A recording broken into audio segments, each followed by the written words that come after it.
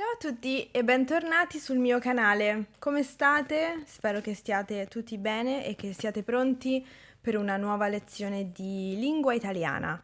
Oggi vediamo quali sono le risposte più comuni che gli italiani danno alla domanda come stai? Come va? Sapete che come stai e come va hanno lo stesso significato, no? Come stai è una domanda neutra, come va è un po' più informale, non troppo però informale. Allora, prima di iniziare voglio sottolineare il fatto che non c'è una risposta più giusta di un'altra, va bene?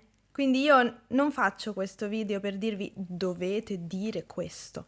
No, non dovete dire assolutamente niente.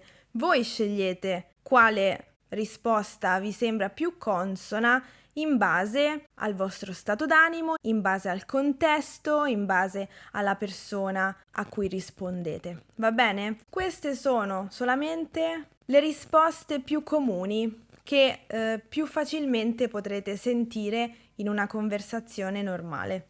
Ovviamente abbiamo la risposta classica bene-male, che se risponde a come stai sarà sto bene, sto male.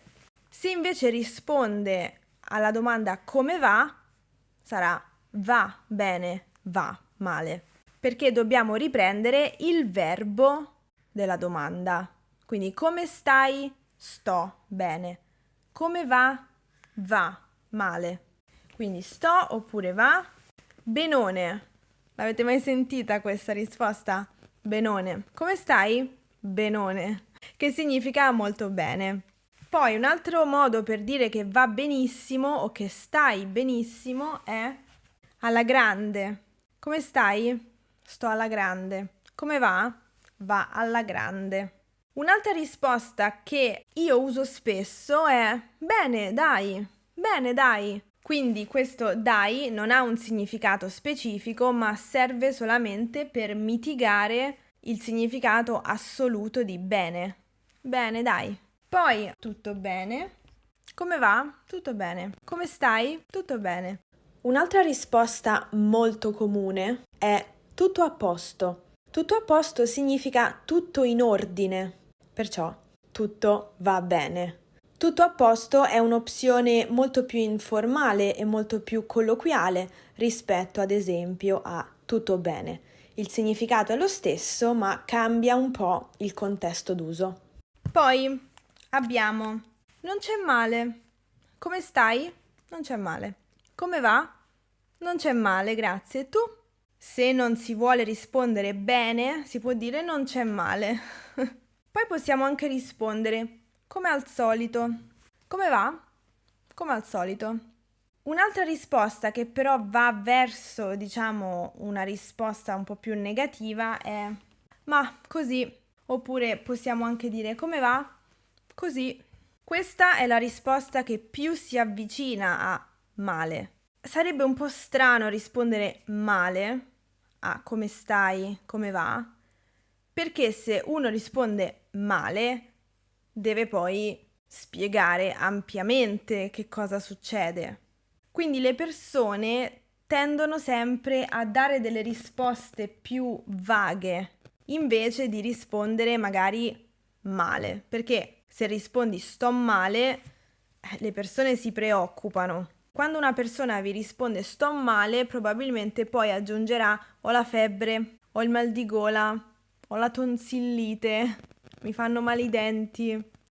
Come sempre, quando parliamo di lingua, tutto dipende dalla situazione comunicativa in cui ci troviamo. Quindi la vostra risposta a come stai o come va dipende molto dalla persona che avete davanti. Se davanti avete il vostro migliore amico o la vostra migliore amica, è normale rispondere male e poi spiegare che cosa succede, va bene? Quindi quello che dicevo prima si riferisce ad uno scambio comunicativo classico in cui magari una persona non vuole espressamente dire tutto quello che succede nella propria vita. Poi un altro modo per rispondere che è abbastanza contemporaneo, è quasi diciamo avanguardia linguistica, che anch'io a volte uso in realtà, è rispondere così. Come stai? Sto. Magari non ti vuoi esporre, non vuoi dire che stai bene, non vuoi dire che stai male, dici sto. Però se rispondi così, la persona capirà che stai più verso il male che verso il bene. Diciamo, è una sorta di situazione apatica. Sto. Stessa cosa con come va? Va. Ve l'ho detto, questa è avanguardia linguistica.